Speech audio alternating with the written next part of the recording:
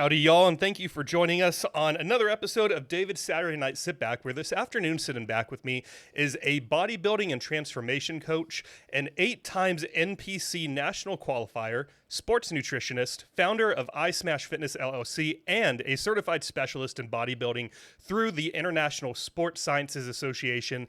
As an Austin, Texas native, he takes great pride in representing this city when he's on the stage, and he took a break from Hulk smashing to sit back with me today. We have Marcus Robinson. Today, Marcus and I are sitting back to discuss the road that he took to become the man he is today, the mental demons that he contended with through going through this adventure of bodybuilding, some obstacles that kept him off stage in his younger years, and that's just the tip of the iceberg. Today, my hope is that through this conversation, Marcus and I can create and cultivate some positive energy in your environment. With all that being said, Marcus, thank you for being here, and welcome to your episode on David's Saturday Night Sit Back. Thank you so much. I'm so excited to be here with you, David. It's been a long time coming, and so we finally made it happen, man. But hey, listeners, thanks for chiming in, listening to us, and hopefully we give you a great show today. Yes. You know, you're a very happy guy. I am. What is the root of this happiness? I'm gonna say, daily affirmation, and just I've always been a positive person. I guess, I'm a middle child, and so instead of having that middle child syndrome, people call it, I was always the entertainer of the family. So have a older brother, younger brother, and someone in the house at all times got to be that one to crack that joke to an angry mom, or just do something that kind of makes everyone else laugh to keep the culture of the home in a positive vibe. And that was always me. So as I grew up, I stayed that way. And I don't know, it's just something that's within me, just to be positive, just born that way, I guess. One of the things I loved about scrolling through your Instagram page is how many times you put LOL in there. Oh, yeah. It's like this guy's always, he's chuckling. He's making me chuckle. He's making himself chuckle. Yes. I've gone through a lot of Instagram pages now that I'm 100+ episodes in. Yeah. And dude, you were just laughing through the whole thing. It was great. My own comedian. I mean, I could be brushing my teeth in the mornings or in the shower, and something comes out, I'm just laughing. So it's just, but at the end of the day, it's just that, we go through things in our lives. And I think just on a serious note, things that I've perspired or just have to battle with in my life has led me to, to who I am today. And at the end of the day, positivity is a choice. Yep. And that's the choice that I want to ride with. It makes you feel good. It makes others feel good. And just the environment is always a clearer, cleaner place. And I like, just that naturally positive environment. So I try to push on the others and start with the inside. So yeah. What do you do on the days on your bad days? Because we all get down here and there, whether it's not enough sleep or. I'm gonna say the same thing I do on my good days. Go lift. Yes. My therapy has always been the one made of iron. That's my therapist right there. So one thing that I always reiterated to clients, friends, and anyone who speak with me is that I have a lot of the muscle that I've built over the years have come from a dark place. And it's all about having outlets. It all starts when we're younger, having outlets, because people who don't have the right outlets, they get into possibly worse scenarios, And so at a very young age, where a lot of my friends were getting into just riding skateboards and just playing video games, I was always working out. I got my first Joe Eater weightlifting set. What's up, Joe Eater? At about 10 years old. I remember asking my mom for it. She got it for me, and the rest is history. And I kept that thing till I was almost 18, believe it or not. There you go. Hell yeah. Who are you? I just read you a whole intro, but if you sort of had to describe who you think you are, how would you describe yourself? I would say that I am definitely a person of a lot of inner strength. Okay, I'm a person that I believe that the best love language is to be able to serve, love, and at times forgive each other. I am a person that your moral character and compass all depends on your mindset, and what you do with it is, try to uplift and promote others. I'm,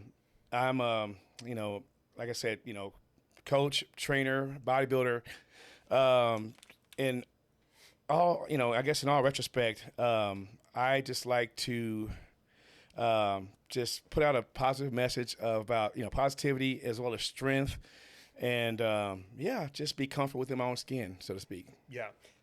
Where in Austin were you born? Northeast Austin. What was what? How old are you, if you don't mind me asking? I'm 49 years old. You're 49. Yeah, so going back getting about up there. 49 years ago, Yeah. What was Austin like back then? What do you remember I'm from glad growing you up? asked, man. So it was definitely, man, let me see, keep Austin weird, man. Yeah. So, man, that's the Austin right there. That's part of it. But no, I just think that, there's times where I was just, just so thankful that I've got to grow up here. Yeah. And it was such a laid back culture, very progressive before, progressive was a thing, just being able to go anywhere and be accepted, a very friendly place. I think that one of the things that kept me in Austin so long was the fact that no matter where I went, you made a friend, and whether it be like, just hanging out at the mall or just at a park somewhere. And then later on, late and post high school, the infamous 6th Street era, going out, and hanging out, and I would meet like 10 new people a night, man. Just like just good people that I could keep around and have laughs with, and just talk about life in general. But Austin, obviously it's changed a lot. But I would always tell people that if you can go back in time and got to visit, a few places in your life, the Austin, Texas that I grew up in would have to be one of those places. I mean, not everywhere, not a lot of places on earth. It's like, the Austin I grew up in. And so just thankful that I got to be part of it. So. And you're the middle of two brothers. Uh-huh. Were both your mom and dad around? Somewhat, so, my mom, divorced and remarried, little bit later. But, so, my stepdad took over those responsibilities, and, he was 27 years Army. So, there's a lot of things I picked up and just learned from him in general. I mean, he was a drill instructor, and so he was used to commanding and teaching young men. And so I had the privilege of having that in my household, on top of him being, he's a pretty strict guy, but he also taught me to have fun as well. He was the type of person, because of his military experience, that no matter where he went, he made a friend, so me naturally being that way, and then having a role model in my home who was exactly the same way on a much greater scale, traveling the world, it really, really emphasized who I am today. But it gave me a sense of trust within people, being able to read them well enough to know them. And once you're able to read your people, who you can keep around and not keep around. But anyone you decide to keep around in your life, they're there for a reason, and it's worth it. So, yeah, that's pretty much about that. How did your stepfather go about making friends? Did you ever observe that? Oh, man, dude, on all levels. Well, first and foremost, he was just a well-known guy. Because I guess he grew up here in Austin as well. And, of course, he spent, maybe over a decade in Korea, over a decade in Germany, and then when he came back. But he went about, just no matter where he was, he could be at the line at H-E-B or the grocery store, and he'll just turn around and start just talking to the person in front or back to him, in back of him, and just strike conversations at will.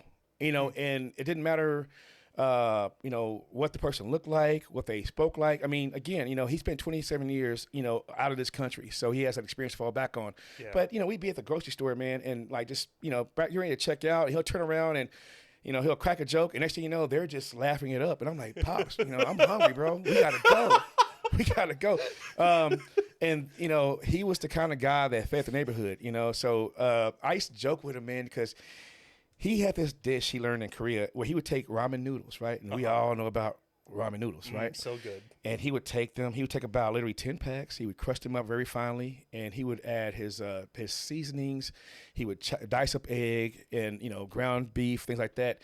And he would turn this ramen into this delicacy, right? And I'm serious. Like, I've never had it before. And he would invite, the family over and the neighbors, the neighbors. And before you know it, he's feeding half the neighborhood. And that's the person he was. And he would, and no one could leave until it's all gone. And so he was just a giver. And, and a lot of that had rubbed off on me as well. So, yeah. Dude, there's something about making food for people and then serving them that just, it's fun. It's special. Yeah. What about in terms of reading people? How have you learned to do that? Well, that's a huge part of of who I am, being able to read people. And I would like to think, like to think that I have a gift about doing it, and it first comes with the ability to listen, So I always listen to people's stories, no matter how busy I was. And, the negative is I've been late quite a few times because I never really broke conversation, right? So that's a negative of it. But reading people allowed me to be able to become the type of coach, trainer, friend, and so on that I am today. I've learned that it's a huge attribute that anyone can have, being able to read people, right? And so how many times where you've had a quick conversation, right? And, mostly it was about what they went through and not about what you went through. Mm-hmm. Or, the person listened to you but never really interjected in anything you said. Mm-hmm. Okay? So you can actually listen to someone and not really obtain what they're saying, right? Yeah. So myself, just reading people, taking bits and pieces about what they say and being able to, learn that person, correctly, and that way, I'm able to understand the type of person I'm reading because, there's so many different types of people, type of personalities and things like that. And so, just like picking up a book or magazine, the people you meet are probably the best reads that you can ever have. Right. Yeah. And as a coach, I laugh about it because, clients come with all type of BS, right? I'm sorry guys, but yeah, y'all do. And my ability to be able to read that, is that's how I'm able to successfully implement my next plan or strategy, So reading people is a must. And, the next person that could really change your life might just walk right by if you don't take the time to, to read and listen to what they're saying. So can I tell you a quick weird story about me? It's your show. Let's go. When I've been working out for 20 years now, so I've been in a lot of gyms, not a ton, but a good amount. I can see the shoulders. You're kind of jacked over there, brother. I'm trying to look like you, man. I'm like, I have new goals after today. I feel small right now. No, I appreciate it though, man. It's been a fun journey, and even these days, it's not as much about the health as it's just a damn good time to be in the gym. It really is, man. It really is. I've always had this thing where, I'm sure you've seen this, where you see someone who is giving off every signal that they don't want to be talked to. Yeah. They'll have the hat on, the hoodie over the hat, the over-ear headphones over their ears, head down. They don't really interact with anyone. If they do interact with someone, maybe they just sort of give them a scowl. Right. I always want to be that person's best friend. It's a weird mission of mine where I'm like, I have to find out. So I saw this person in the gym just earlier this week, and it was a guy like I just described. And I saw him waiting for a machine, and I thought, I'm going to go over and invite him on the podcast. Just see what he says. He probably won't come on, but let's see what he says. Yeah. So I go up to him, and I said, hey, sorry to bother you. I saw you're waiting for a machine. Figure I would just ask. I would host a podcast here in Austin. If you came on, what would you want to talk about? And he said, heavy drug use. And he let out a chuckle, and I did too. And I thought, he makes a joke, but there's some truth in there. Exactly. And I said, what's At your... least he's an honest person. Very honest. Yeah. And I said, what's your experience with drugs? And he's like, nothing I want to talk about. Just same as everybody else. Yeah. And so we talked back and forth for a few minutes and ended up shaking hands and exchanging names. And there's something about that person now where I want him on the podcast even more. Because I'm like, there's a story there. Yes. And the fact he doesn't want to tell it makes me want him to... Yeah. So he didn't accept at that time? Or No, he flat out said Keep no. working. Keep working on it, man. I will. It's funny you bring this up, bro, because like me and you are right here. I'm that guy, and I'm like, I do what you do. For some reason, it's like I tell myself, get to the freaking gym. We're going to be here an hour and a half, and get the hell on. And like I told you earlier, my gym sessions have gone over to almost 2.5, 3 hours. And I ain't going to lie, people. Some of it has been BSing around the freaking gym. And it's like, I'm one of those people that, like, if I make eye contact, I always say hi. I'll wave, whatever. Now, keep in mind, I understand that I got stuff to do, you have stuff to do, so I'm going to move on. But, man, it's like, maybe it's the Austin in me. If we make eye contact, I'm going to say hello, say how you doing, and I'll be on my way. But I got to piggyback on what you just brought up, right? So I am that guy where the big guy at the gym, much bigger than myself, and because he's bigger and I work my butt off, I got to know about him, right? Yep. And so, I call it the caveman, most of these big guys. So, you walk up to him and it's like, hey, what's up, big dog? Yeah. And so I guess...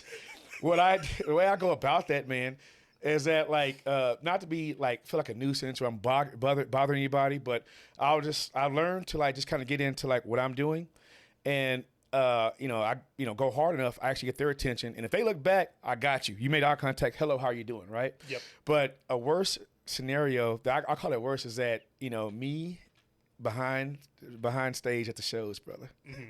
I am the king of being an ass, right? And so what I mean by that is that I read the Arnold Encyclopedia when I was like in high school, man. And there's a chapter where Arnold spoke about the mental psychology he plays on other bodybuilders.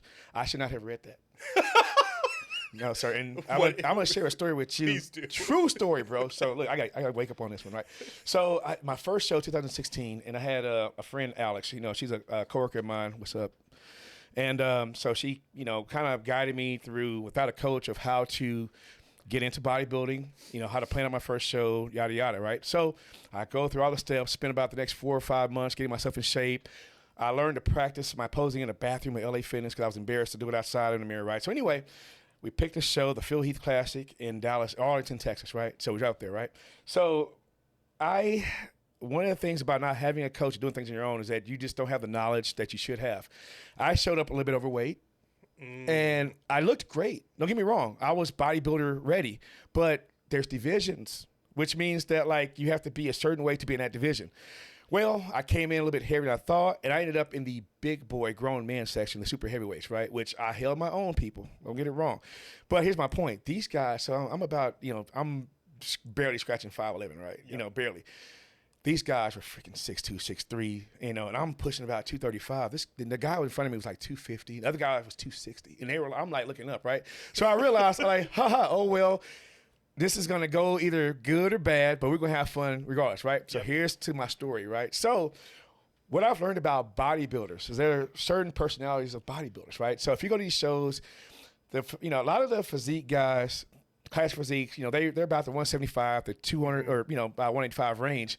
They're more talkative and more down to earth, whatever. The bigger the guy, the more you get the caveman, like, right? And so, you get to like the light heavies, and they're still big guys. They get a little bit stiffer. Then you get the heavyweights. They're cool, stiff. Super heavyweights, for some reason, are just big and stiff because they're just big masses of muscle, right? Yeah. So I'm in line with, these two giants, these two kaiju of men, right? Just these big guys. And so me being me, hey, buddy, how you doing? This guy turns around. I was like, so I just kind of looked at him like, good talk, sir. Good talk, right? But also me being me is that I don't feel I'm doing anything wrong. I'm not bothering you, so I'm going to try again. So after, so anyway, we're pumping up, and I'm just talking to myself, and the one gentleman next to me who's slightly bigger, he's just kind of doing his thing, and I'm just like, oh, man, whatever. And so finally I make a comment about his biceps. Oh, that gets his attention. Now he wants to talk, right? So he turns around, and we're starting to talk and chat it up, whatever.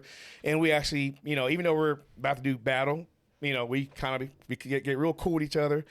But anyway, so that chapter in Arnold Schwarzenegger's book kicks in, right? And I remember how Arnold always softened up his opponent have him beat before you actually get on stage, right? Mm-hmm. So check it out. We're in line. We're lined up, and, they were calling everyone's number out to go next on stage.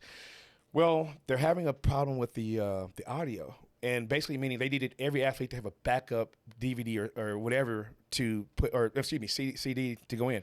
Well, they announced this over the PA system, and so the big guy in front of me, I tap him. I'm like, man, I'm so glad I brought a backup. And he immediately starts to get kind of frazzled. He starts, so he goes from caveman to actually speaking English words. Man, I just grabbed a CD out of my car, out of my truck. So basically he just showed up, grabbed a CD, and gave it to the judges, then have a backup. And so here goes Marcus. Oh, big dog. I say, man, you about to go out to Miley Cyrus, man. Don't do that. I say, boy, I think I heard Dolly Parton earlier or somebody. And so this big guy, he's much bigger. He starts getting worked up. And I realize, I'm like, oh, I got him.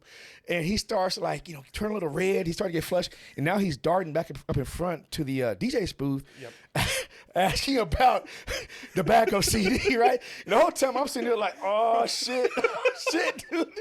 And so sure enough, man. And so we getting closer and closer, and he's getting redder, and he's getting more nervous. And I'm like, one thing you don't want to do as a bodybuilder competitor is get nervous. Cortisol is a thing. It's a stress hormone.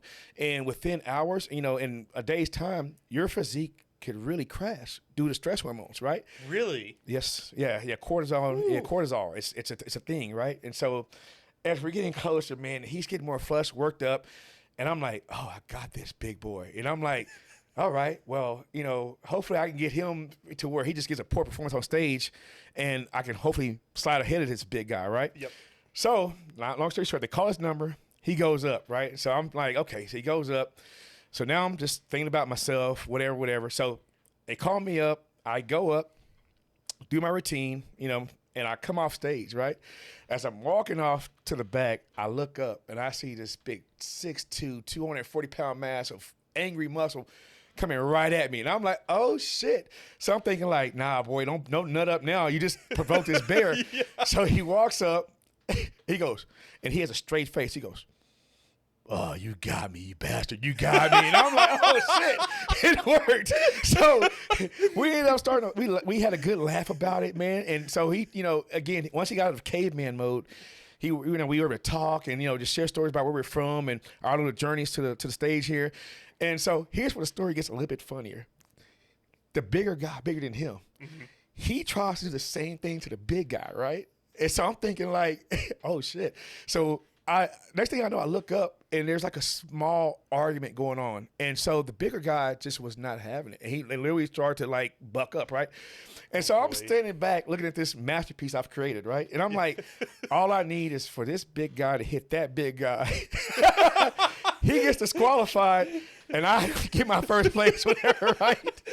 So, yeah. So it's kind of about what you started about, like, not being able to just ignore people and you see people that interest you. So that's my little story. I felt kind of go along with what you just talked about. So yeah, that is hilarious. True story, true as F.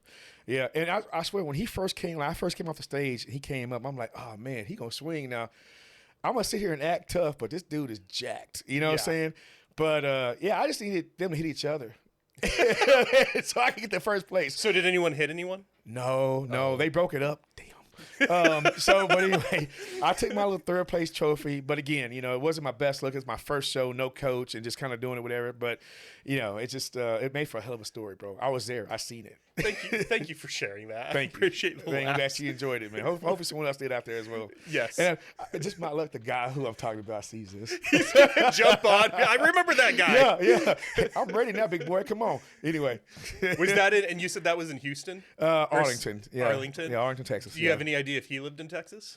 Yes. Yeah, he was actually from Arlington. Okay. Yeah. So he was a native, man. So, but it's just like I said. I mean, it's just these, the bigger athletes, the cavemen, dude. And it was something I had to get used to, because I'm like, why, And let me break down my thought on that, right? Yes. And not putting anyone in a negative light, but a lot of it is a little bit of ego, because they're so big, they're so massive, they're massive human beings. They work so hard. They've done things that a lot of people can't do, which is, build up the human body to a proportion where it's just comparable to something not like most, right? So I get it, but along with, just like a lot of athletes, there's an ego factor to everything, man, and so as you go up the weight class, I mean, there's asses in every class, don't get it wrong, but the big guys, they lose speech. I'm just like, bro, like, can you enunciate? But anyway, so yeah, it's just, I've learned to use that shit to my advantage, man, and so kind of furthermore is that, like, after that show, I realized that this is a thing for me where, I don't want to give myself away here on this broadcast, but yeah, like, my second show, I was backstage just messing with boys, right? I mean, because, like, you got to think about it. Like, a lot of these guys have been through hell and high water to get here, so they're back there focused, and here I come with my happy ass, and I mean, I'm just talking to people. They don't want to talk, and I can see that, so I'm going to talk even more. If I know you don't want to talk to me, here he goes, right? And I've had guys just like, they're literally running from me backstage. And my whole thing is that here's the thing about it. I'm not just being, an annoying fly of a person. I'm not a gnat, but it's just the fact that all your work got done in that gym. Mm-hmm. You paid a coach, you know what I'm saying? If you've done your homework and all your training, you should be okay. this is time to have fun, Yeah. right? You know, I understand, I get it, you know, but, you know, just let down your guard, let down your ego. You worked your ass off. It ain't gonna, like, you know, being uptight or feeling some type of way ain't gonna help it out any further. Not gonna help you anymore. Yeah. So that was my philosophy going into every show, is that, you know, backstage, I am that guy. I'm like, I'm pretty sure the staff loves me because, I'm laughing. I'm getting the 10 fixed, and I'm just cracking jokes, and, and they're just laughing back there too. And then other athletes looking at me, caveman in it. But all the work got done already. Let's go have fun. You know what I'm saying? And hey, I've been successful enough. And so, hey, that's where so I'll leave it. So, yeah. So, do you think they're serious because they're nervous? Yeah. Do you think they're serious because it's all the other? Why are they so serious? Why aren't there more people just enjoying the event? Like I believe, doing? If you had to speculate, I'm gonna speculate. So I'm gonna do one speculation and then one fact. A pure fact, I call it. One speculation is that the pressures of winning they put on themselves. And of course, who doesn't want to win? We all go through hell to win. Mm-hmm. Again, if you do your work, do your homework, you ain't worry about that. But my whole thing is that, I'm just gonna say it from the heart, guys. A lot of it's just they're some ego that they have to win. And losing for them is like a death wish because I'm not supposed to lose, right? Mm-hmm. But the actual fact of it is that a lot of these guys and girls have been starving their asses off for weeks, Yep. And they're trying to keep it together, And what I have learned after my first, maybe second show was that, and let me back up a little bit, and so like doing that cutting phase where you cut down so many, carbs are out of there. Our brains feed off the glucose, right? So there's so many metabolic changes that's going on within, right? So when they, backstage, you're just trying to keep it together and you're trying to basically reserve the little bit of energy you have for every movement you have on stage, right? And so, yeah, you get to the point where you just want to lock in and focus on that. But I've discovered that if you relax and don't fight it, you get the best outcome, right? So those are my two speculations. One is like, the fear of losing, which shouldn't even be a thing if you did your homework, and also just the whole, changes and things you go through starving with so much muscle. So yeah. One of your you had so many posts that I liked, but one I want to read real quick since it's on topic is after a competition. Let me see if I can get you a date. I didn't snag the date. It got cut off in the screenshot, but you might know where this is from. This is what you put. Thankful. It came out to the wire. It was war heading into the finals, but after Revo, I fell a few points short, according to the judges, in the 40-plus Masters, placing second out of 25 competitors in third place and 35-plus Masters. Oh, gotcha. Did I improve this season? Yes, I believe very much. Did my posing and stage presentation improve? Most definitely. Did I come in bigger and more conditioned than ever? Fuck, yes, I did. Did I lose to the better man? Definitely. I'm so passionate about competitive competing that anything less than first doesn't sit well with me, but that the respect and love I have for Daniel ever since our first 2016 Adela Garcia debut, I'm honored to have shared a stage with such a beast of a competitor. Once again, congratulations, my friend. Yeah. Dude, so much could be unpacked from that. Yes, sir. Dude, it's so humble. And as I sit here, I'm not to cut you off. As I sit here and you picked that post, first of all, man, nothing but love for you, David, because here's why I say this. The things that transpired from that show were life-changing, man. And behind closed doors, and first and foremost, that was my debut to the IFBB. Or, no, excuse me, not my debut, but that was supposed to be the show I felt I should have made the next step up. It was a 1-point loss, and it was for myself, it was very confusing. I meant everything I said. I know Daniel personally. He's the champ. He deserved it that day. Do I feel that I could have placed higher? Most definitely. Do I feel that I had the tools, the presentation to be that next IBP Pro champion? Yes. Maybe within a day or two after me writing that post, I got home. I had to look in the mirror, and I was like, I have to make a choice whether I be depressed or do I pick it back up and go in. all athletes go through that. You know what I'm saying? Because that was the big dog right there. That was the big show. That was the life-changing show, right? But it was just I'm happy. I'm proud of myself because let's face it, a lot of people, you know, they go to Instagram or social media and be like, oh, I should have got this, and you know, they get like this what I call a harsh overview, you know, in their perspective. And most of the time it comes out nasty or ugly, right?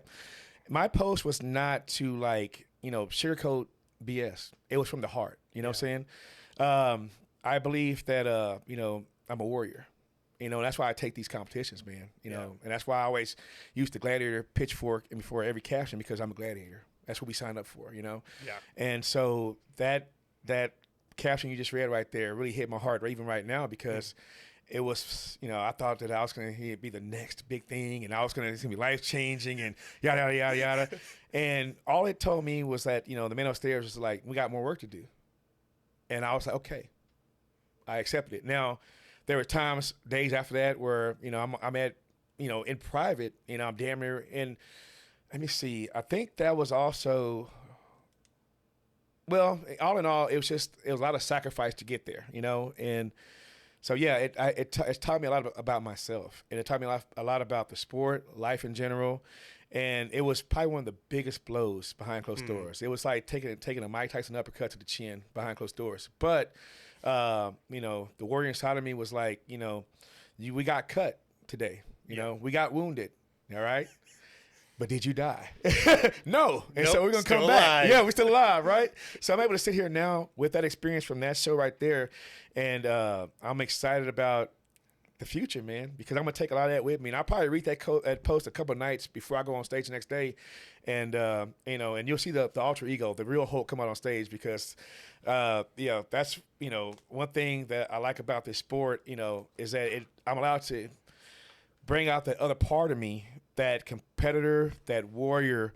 And I'm always a nice guy. But I promise you, like backstage, right before we walk up to that stage, you might see a little demon. You might see something that, you know, you don't see out of me most often because, yeah, I'm here to bring it my all. So, yeah, that's a great post, man. So you have an alter ego? Yeah.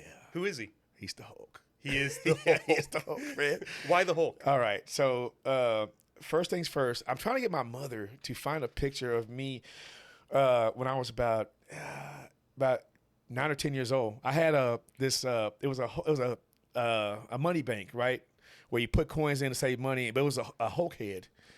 Me and that dude, that was my best friend. Me and that dude for like years, man. I would carry it around like, you know, most kids have a blanket or a favorite toy, but it was that Hulk, and I carried him around like, you know, all through my childhood, right? So the show would come on in the 80s, and I had to be in front of that television and watch it, whatever. So let's get to the point. The point is that like, my mom was a disciplinarian, you know, and of course my stepdad, you know, and my dad, you know, were both military. So it was a very disciplined household. So when I was upset about something, you better not show it or act out. You better, because mom, she didn't play. Dad didn't play. You better take that shit outside, right? Yeah. So I had to kind of bottle up a lot of, you know, anger and things like that. And so where I was able to let it out was through sports and competing. Right. And I was never the person that like, you know, just be a, an ass to where I attacked people or did this, whatever. But, you know, when it was my time to, you know, activate, so to speak, you know, to be an athlete, it came out, man. So, you know, in football, I played linebacker. Right. And one day in practice, I loved hitting so much because now I had other people when mom pissed me off and didn't give me what I want. I got these boys I could hit. Right. So I loved it, right? So I started as a linebacker, man. And one day I'm in practice, and I just fell in love with the whole contact, pow, pow, the sound of the pads clicking. And I'm like, you know what? If I get the ball, they got to come to me. And and if anyone's familiar with Marshawn Lynch, his running style, if I may, that's what I compare. Because, I mean, I love the violent hit, right? Yep. So I started playing running back, and to be able to run full speed, pick a target, and just unload, right? So, yeah. So anyone I've ever hit hard, blame moms for not getting me Nintendo, right?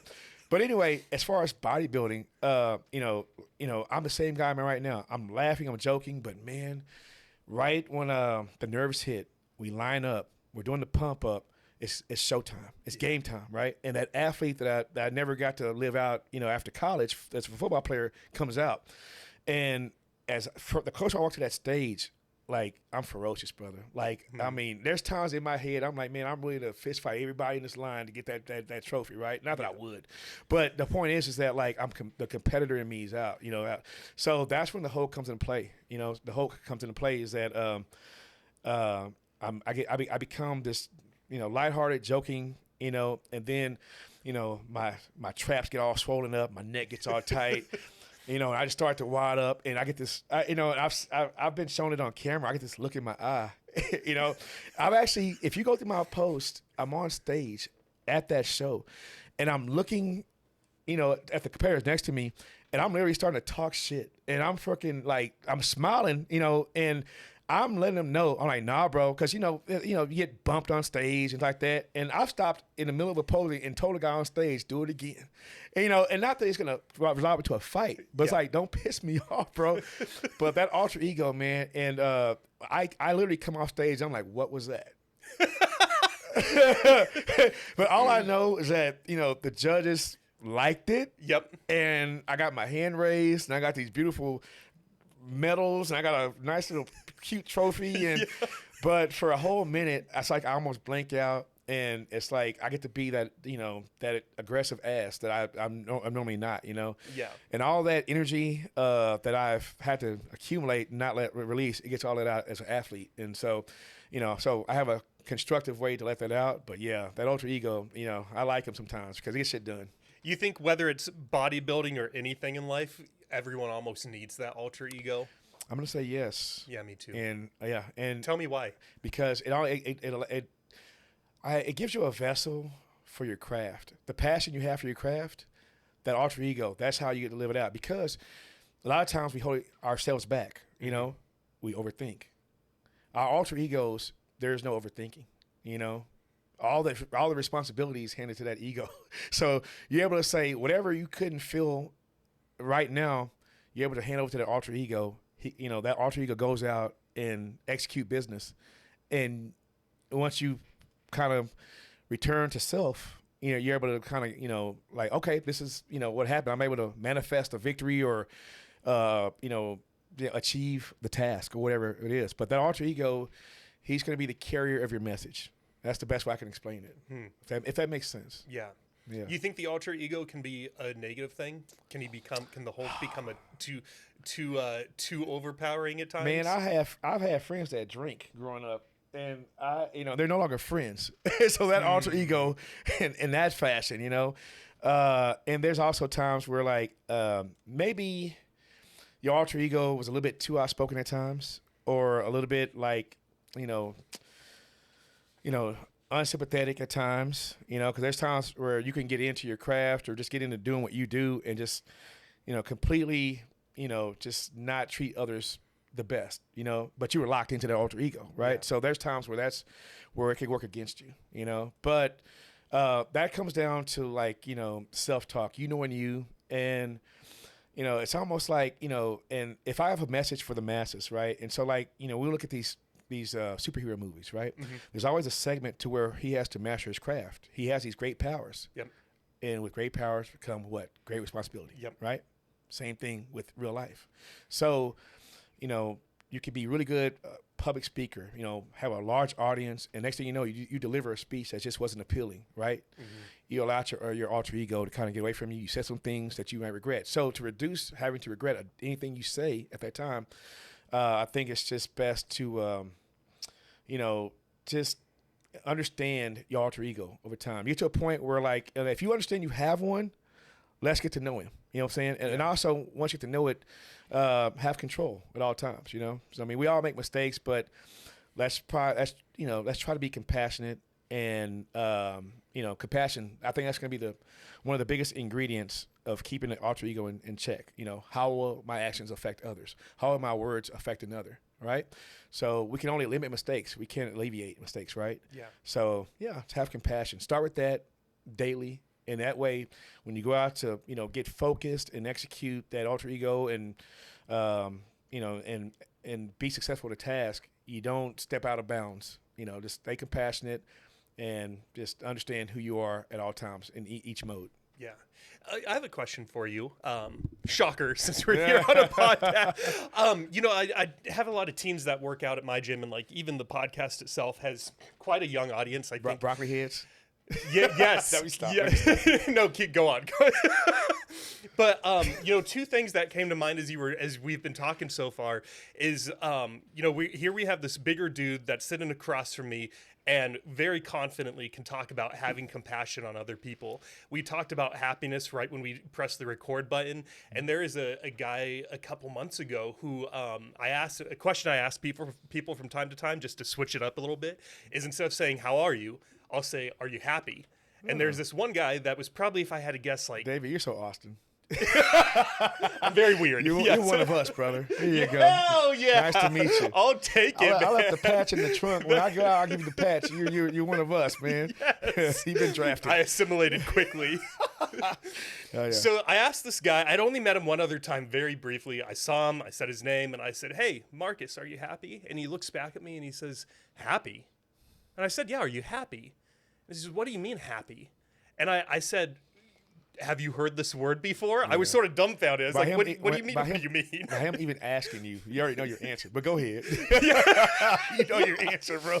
And so his answer, it really threw me for a curveball. And he says, as a man, I don't need to be happy. I'm proud of who I am, and happiness is for women and for gays. Can I ask you a question? Please do. He wasn't from Northern Cali, was he? No, that's where I'm from. I know. I'm just messing with you, bro. Totally messing with you, man. Messing with you, bro. I'm just playing, bro. Just playing. Anyway, no, I'm just messing with you. And so, the question, to get to the question I want to ask, is I think a lot of younger dudes, at least in my circle, I'm going to make a huge generalization off of a very small data set. I'm the right person to ask this stuff. I think that a lot of younger guys think like compassion. Nope, that's not for me. I'm a real man. Happiness. That's not for me. I'm a real man. And yet, what would you say to these guys if you were having some conversations with them? Because you're fully embracing these concepts and you're confident. What would you say to these dudes? I'm very happy you asked me this question. Okay, so first and foremost, I'm going to start with saying that I can sympathize because, you know, a lot of us men have gone through that phase, and it is a phase, right? Because, you know, it's a maturity factor for one. You know, and you know, even he could be 40-some years old, but if he still feels that way, there's still a maturity factor, right? There is a let me see. I guess life experience, and you know, again, I don't know how this person was raised, whatever. But for instance, there's been times where I can't say I've been around the best, most positive group of people, right? But my life experience led me to believe this doesn't feel right. Let me go get other friends or other people, or get around the people and get what felt right, a positive environment, right? So that's where I'm going with this, right? So, you know, but as far as like the teens and, you know, men who think this way in general, it's just, you know, the people around them. And I gotta point that out, whether it be like their parents, whatever, because I believe that I was able to escape that mindset through how I was raised, you know, by having a father or stepdad who traveled the world. And he learned his compassion by being around many different races in general, you know, and of course being a combat veteran, he's seen the worst, you know. I've had to hear the stories, you know, and so it made him, you know, there is no more intense environment you can get into than combat, but it made him a very humble, peaceful guy, right? And then there's a lot of these young men who are just in environments, you know, whether at home where they're just not taught this. They're just not, you know, mom and dad allowed them to be little shithead, broccoli head, and run around, pants. Yeah, you know, and Crocs in the gym. Anyway, and they're able to go about life this way. So someone has stepped in, and you know, and thankfully there's been people, you know, even outside of my family, you know, great men that I've met along the way that have come up to me and talked to me and explained these situations about being humble. And, you know, being humble does not make you less of a man, you know. You know, having compassion does not make you less than a man, right? Mm-hmm. You know, and these guys who were telling me this were either my dad's friends who were other combat veterans, I had a friend who was a Taekwondo instructor. I've had a friend who, was a boxer. But these are guys that can hold their own in any confrontation, telling me this, And it gave me the philosophy that the most dangerous man is the quiet one, the most compassionate one. That's the man you need to worry about. The guy who's running around like a hothead, whatever, you can figure him out because you know his emotions. But a lot of guys who are very compassionate, humble, can be the most dangerous man to be around. And you never know, what he may know or, as far as like, skill or whatever. So with that being said, I just blame that, these men in these circles, they're just environments that are allowing them to kind of repeat this cycle, right?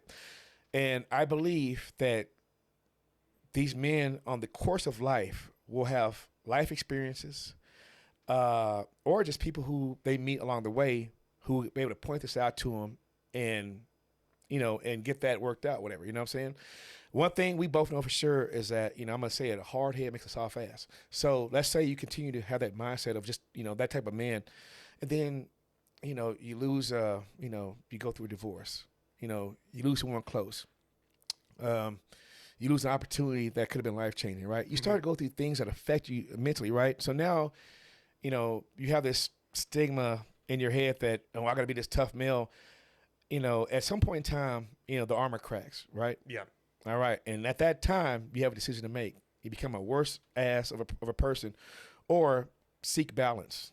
And seeking balance is coming out of that stigma and becoming humble and understanding that it doesn't make you any softer or less of a man for being humble, right? Yeah. Now, athletes display it all the time where, you see them out there, they talk on podcasts such as this and they're just, they're coming in hot with it, right? But then, a few years later, something happens within their career and then, they're crying on a podcast, right? Life will balance you. Yeah. So, these guys out there, hopefully you learn it the right way and you don't learn it through traumatic experience, so that's the big thing about it. So I call it a phase, he might be 50 still doing it, but life has got plans for us. Yeah. So yeah. I feel like sometimes when that crack happens that you're referred to as dudes, we almost feel like we need to double down because we're scared that people are going to see the crack. Yeah. So we always have to reinforce that negative behavior. Yeah. Be like, everything's good. Yeah. Everything's fine. Yeah. And then that's where mother life come on. No, it ain't. Wake up. Yeah. So yeah, it's like, and I had to learn myself is that like, to be humble, and I've always been a positive-minded guy, but you can be positive and still kind of come in too hot, right? And so I've learned to just kind of be that way. Inner strength is something that comes so far within us that, it's not going to be wiped away or, just dismissed by, softening your approach, your outlook on things. But yeah, I know what you're talking about. These people are out there, these guys, but life's got plans for everybody. Yeah. Yeah. Can I take you back in time? Let's go. How far back we going? Uh-oh. Close to 50 years. Oh, sheesh. Oh, man. You remember that picture? I don't even know who that. Okay, yeah, I do. Who is that? That is myself and my baby brother, Chris. So you're the one. Chris is the baby, and he's you're the baby. That's my younger brother right there, man. What is this? Any memories that this brings back? Yeah, I do. I'm gonna go ahead and just the first memory I bring back is how that couch smelled when Chris's diaper leaked on it. That was my favorite spot right there. I know I'm sorry as hell for bringing this up, but that's the first memory bringing it up. But I remember that sheesh, man, like there's like just love, man. Yeah. I love my little brother, bro. Right now he'll probably see this. He'll be like, man, you being a punk right now. Stop talking like that. Bro, I love you. But yeah, man, that's a very special picture to me, man. It's like the bond I have with my brothers, man. I don't know if you have siblings or not. I'm in the middle of 5. Okay, so you do. You know what I'm saying? There's a few you like, a few you don't like. No, I'm just playing. But but all in all, man, it's just like, that's my baby bro, and that's my ride or die right there. So what were the dynamics like between the three of you when you guys were younger? All right, I'm glad you asked this. And so, my older brother, he passed, a few years ago. Sorry. Yeah, and so he's not here today. But starting with him, he was, that was my guide right there, my life guide. He was my tour guide, right? So, summers, outside, chunking rocks, slingshot. He taught me how to sharpen arrows and, just do all the stuff that got us, whooped as kids, But he was fearless, man. He was fearless, but he was he was just the most humble guy. But he was like, the kid in the neighborhood that I seen all the other kids looked up to. He wasn't just my big brother. He was everyone's older brother in my neighborhood. And, and so just very soft-spoken but fearless, And we go to my younger brother, Chris. Can I ask you one question real quick? Go What's right your ahead. older brother's name? Thomas. Thomas. Did he mean to become that to the neighborhood, or did it just sort of No, happen? it just happened. Yeah. Yeah, because he was, and ironically, man, is that he was the first grandchild. So my mom was the oldest, obviously, and so he was the first grandchild to my grandmother.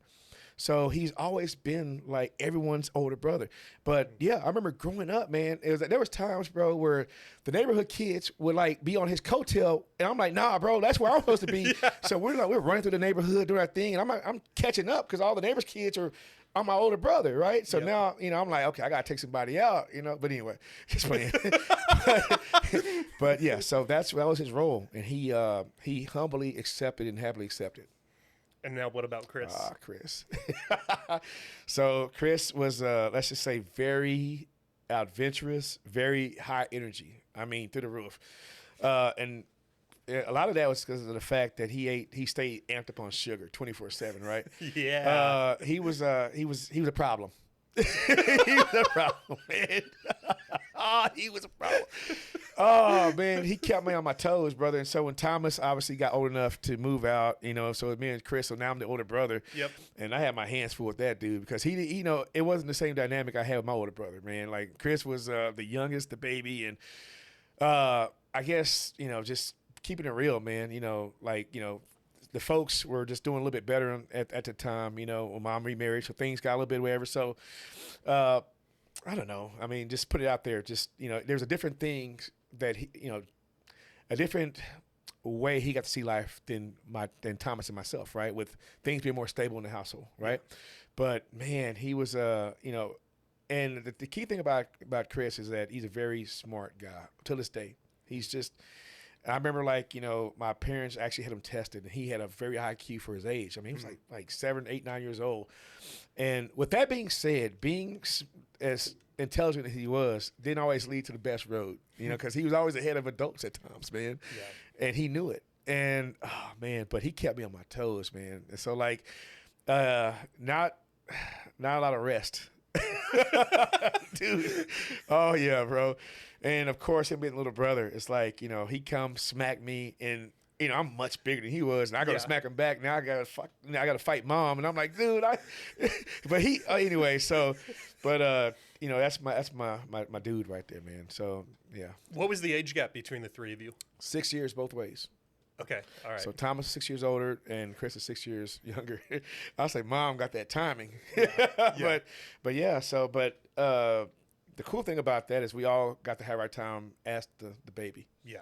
So. Yeah, so we all got to, have a balanced early childhood and things like that. But yeah, man, we were definitely a team. When did you start playing football? Man, 6th grade. And you played through, how long did you play for? Man, I did semi-pro a few years after, or semi-pro in my late 20s. Okay. And I actually was invited for a tryout with the Cowboys late 90s. Okay, which kind of went, due to an MCL tear I had that just never got rectified. Things didn't work out, but I can't use that as an excuse. I was at a time where once I got out of college and, you just get distracted, you know what I'm saying? And then I come home and, I got this environment called, 6th Street. I'm like, dude, I got to keep it real, What's that? Man. I know. So, I always throw out, the injury first, but then maybe if I could have just pulled together, mentally and pushed a little harder, maybe things could have happened. But yeah. So I played a lot of football. What was high school like for you? It was awesome. Heck you know what I'm saying? Now, I can't say that it was a big party for me because it wasn't. I had that NFL dream. I grew up. You have the term Friday Night Lights. That we okay. Yep. I grew up in the era of that.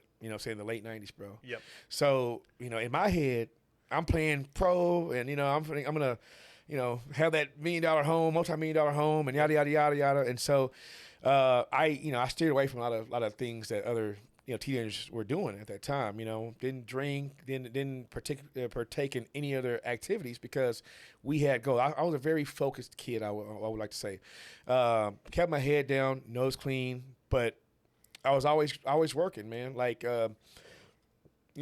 always in the weight room, always outside running. And I remember my friends would always I would get to school in the mornings, before I could, drive. I'd get there, and I would go I would get a quick breakfast and go right to the weight room. Yeah. Go to class, lunchtime come around, I would eat a quick lunch, right to the weight room. School ended, football practice, I would stay an hour after practice, weight room. And I would sometimes take, the public transportation home after the school bus left to get another workout in. I was just locked in. That was just how I was programmed. Yeah. So, yeah. You had mentioned when we were on the phone, did you have some sort of food addiction at some point in your life? Yeah, food. Yeah, still do. All of it, bro. Got it right now. Yes. And I'm glad you brought this up, man. And so this is a huge topic for me, food addictions, because, growing up in my environment, come on now, food addictions. No, there's even much worse addictions than food, right? Yeah.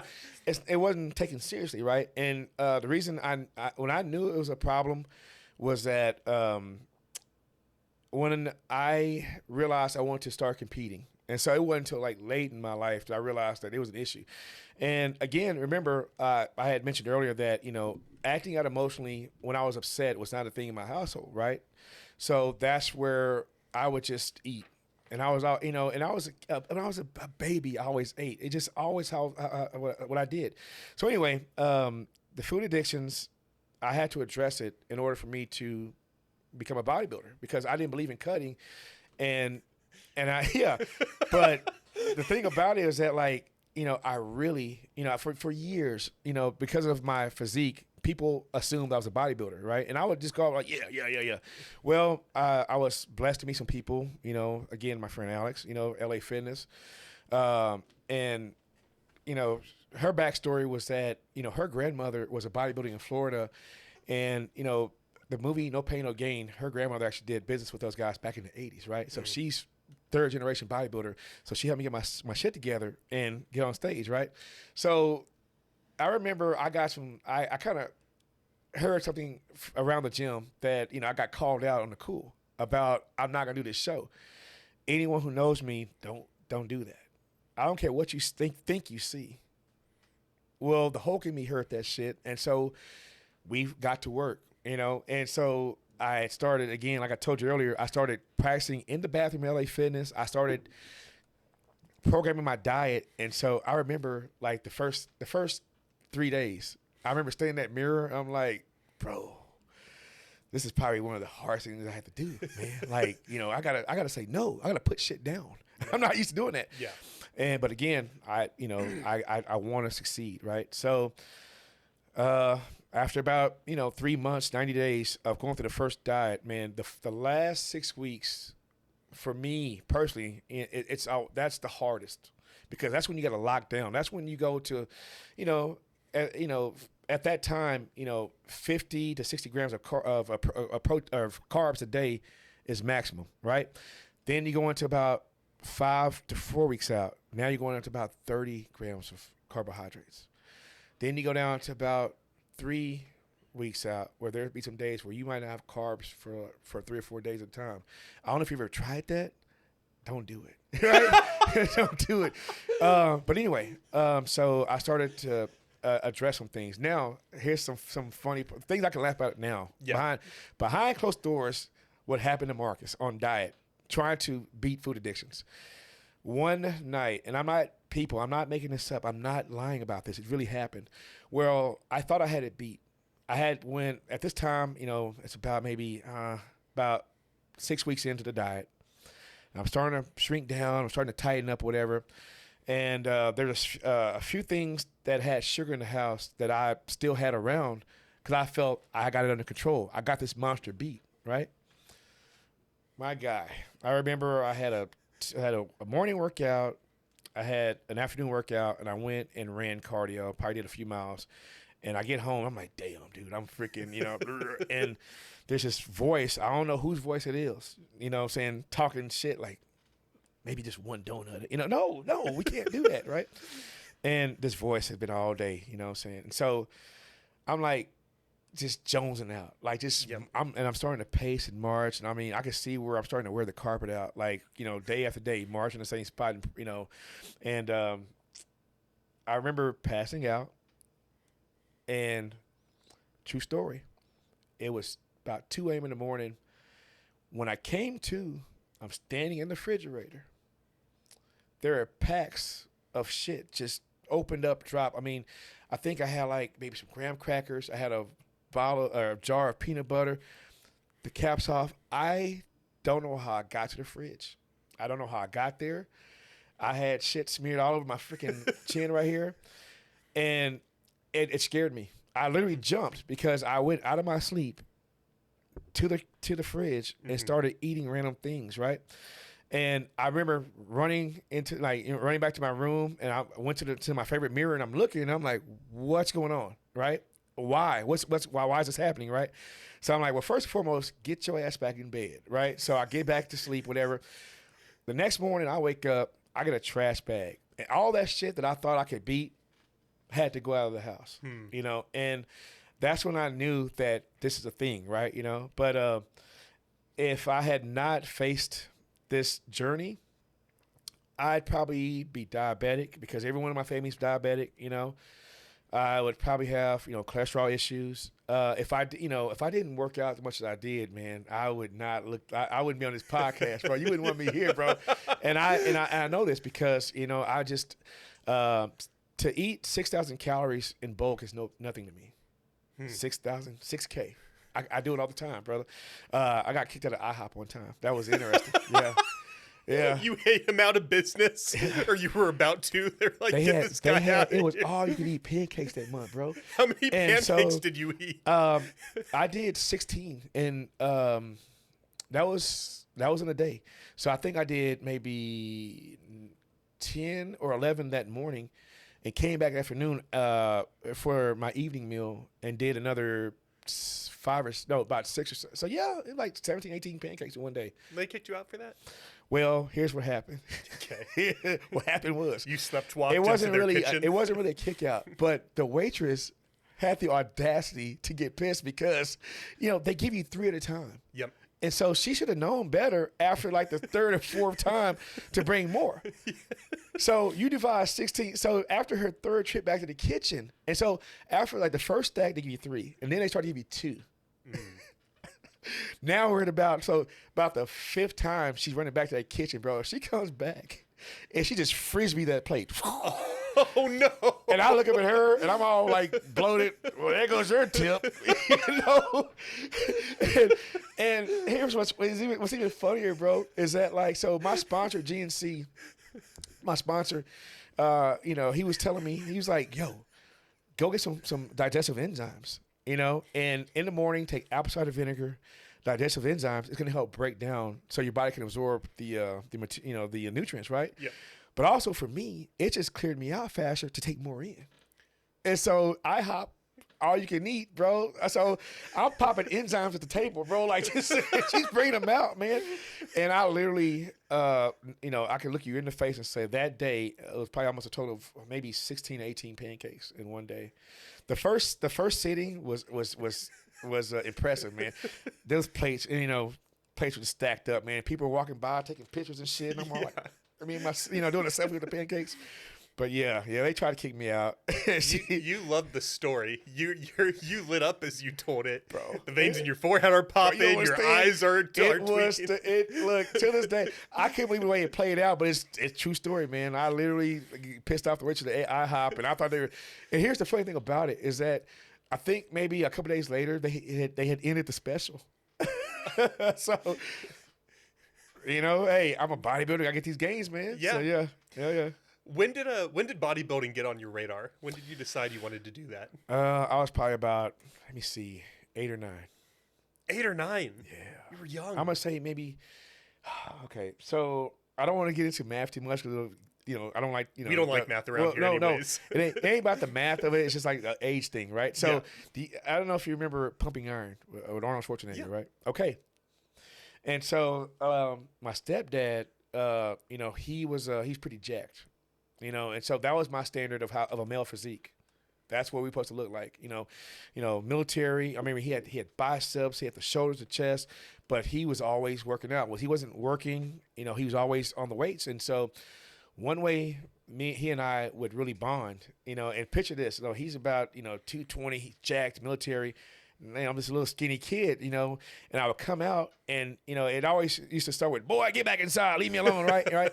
But I was just always, that's my pops. And so I'm always curious about what he's doing. Yeah. So eventually he, that was kind of our bonding time where I would come out and he'd be doing the bench press and, oh man, I need a spot. And so I would run up, my little skinny arms and I felt like I'm doing something. I would actually, he would act like I'm spotting him to get it up. Right. And so this became our thing. You know what I'm saying? So then the movie Pumping Iron comes out with Arnold. And I see that movie, brother. And so I'm looking at my pops. I'm looking at this movie. And that's when I knew that Arnold was going to be my favorite actor. And I want to do that. That's where I want to be at. So, yeah. And then when did you make the decision to do your first show? Man, so I guess it's possibly going on, if I do my 17, 18. So, yeah, about 8 years ago. 8 years ago. Yeah. Once I got past those food addictions. Did you have any? I think you had mentioned on the phone real briefly that there were some people, I forget if it's family or friends, that didn't either believe in you, support you. Yeah. Some people that you thought would be in your corner, and they weren't.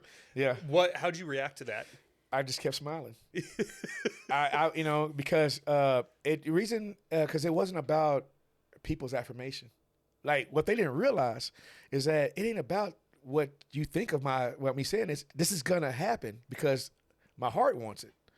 So it never fazed me. Now the only what really only thing I guess that I think about the situations is that after I finally got on stage and got it done, seeing those people again and their faces, it's kind of I can see the guilt.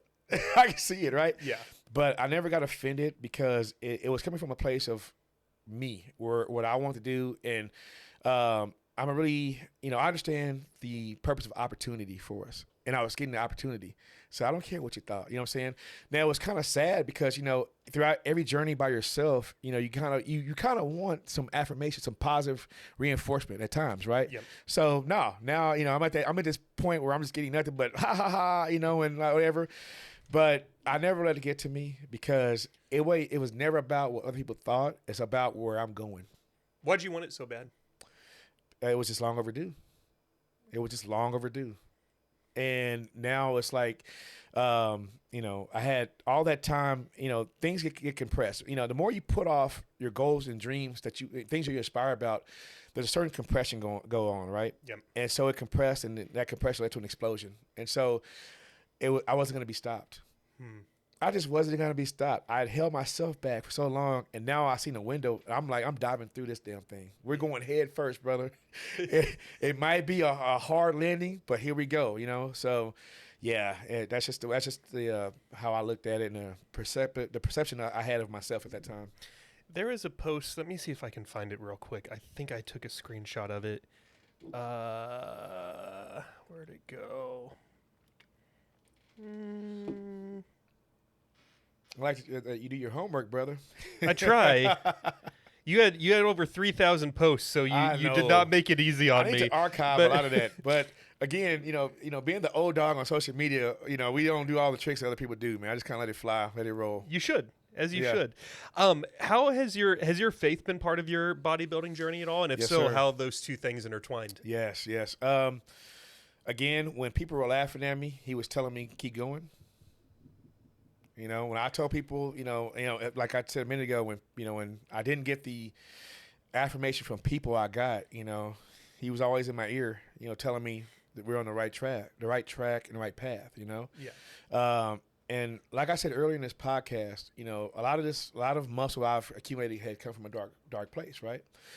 And finally he gave me an outlet, and I understood that. And there's and not to mention the fact that not having I've never had a coach. Well, up until recently, late in my career, when I first started out, I was YouTubing it. I was just picking people's brains. I had to be my own coach.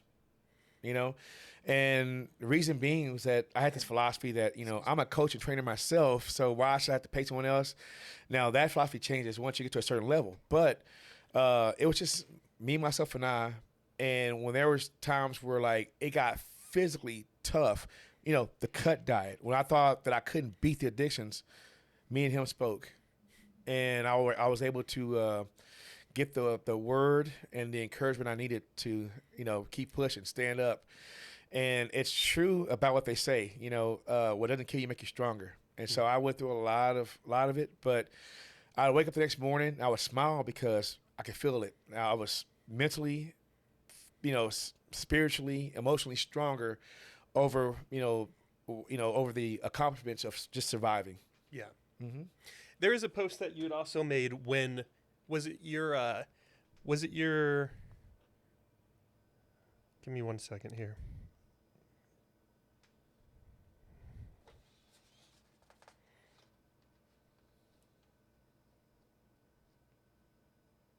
Okay, here it is, January 26, 2019. Good year. Your pop had a big health scare. Oh, yeah. During that year. Yes, was sir. that your dad or your stepdad? That was my biological father. As your biological Yes, father. And you had made a post that you had taken a picture of yourself and him in the hospital, and you had made a comment on that post about how you went to start a post, deleted it, went to start another post, deleted it, you kept tearing up. Yeah. You guys were pretty close then. Man, we had let's just say that we came around. Yeah. Yeah, we came around. So, it was almost to where, like, about 7th grade where he was reintroduced into my life, and this is really a really cool topic for me. And here's where I'm going with this is that, like, I remember one day, right before 7th grade, Mom said, "Hey, get up and get dressed. We're going to go somewhere, whatever." Well, she doesn't really explain where we're going. So I remember we drive across town and whatnot, and we drive up to, like, I forgot which hotel branch or chain it was. So I remember we walk inside, and it's me and my mom, and I'm walking in there. I'm like, hey, it's a pretty big, nice hotel. And we're walking, and I remember, we walk towards the elevators, and we stop, and the doors open up, and I remember standing there, and I look, and I'm like, how come he looks like me? And then there's this lady who walks out with him, older lady, whatever, and it's my grandmother and my pops, my dad, my biological dad. And it was one of those things to where we just, looked at each other, and he comes up, and my pops has this, like, very distinguished voice, man. And so, hey, son, how you doing? And I'm fine, whatever. So we started to spend time together again and getting to really know each other. And here's one cool thing about that interaction, because, growing up without, a father figure, before my stepdad was around, there's some tough times you go through, as a boy. I just believe that, it's really tough. I don't care what no one says. It's tough for a boy to, grow up without a father figure or a man, figure in his life. It is what it is. It's life, right? So I went through that little spell where I would get upset, where I felt that things could have been different if he had been around, So maybe a part of me wanted to be somewhat upset and be up angry with him. But this dude is so funny, bro. Like, he speaks his mind. And he's just like, he has this ability to downplay things. Like, and he's just hilarious, man. He's just a natural born comedian, not even trying. Like, he doesn't try to. It's just the things that come out of his mouth are just wow. The shock factor is through the roof. Dude, Howard Stern would have loved him. Like, this dude is, you know what I'm saying? So I'd walk in and maybe have something on my mind. I'm maybe like on my heart, and I'm kind of whatever.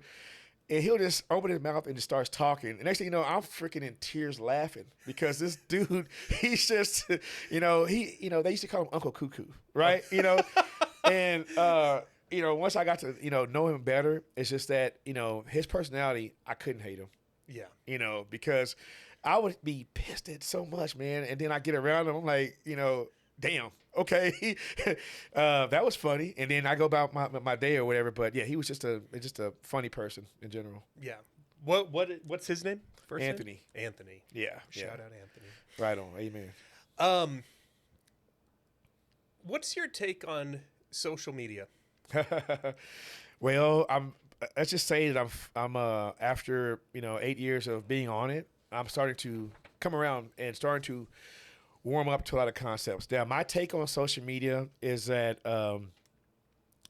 one thing that I think I struggled with at first is that, there's a lot of imitation, and a lot of imitation, whereas, there's some really, people come up with some really wonderful ideas. And I don't see why it has to be imitated 30,000 times. So I struggle with that, you know what I'm saying? Because it's like, like the person that won me over with a certain post, and then the next person does it. People, the biggest takeaway from social media is people try to read you through your social media.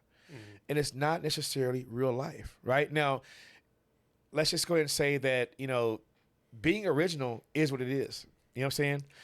But you can't judge someone solely off of social media. And I think a lot of people do it. They get a perception of who you are just by that. Well, there's something called real life where you meet someone in real interaction. That's the person, the real life person. You know what I'm saying? So you got to realize that, people use social media to let their alter egos play. Right?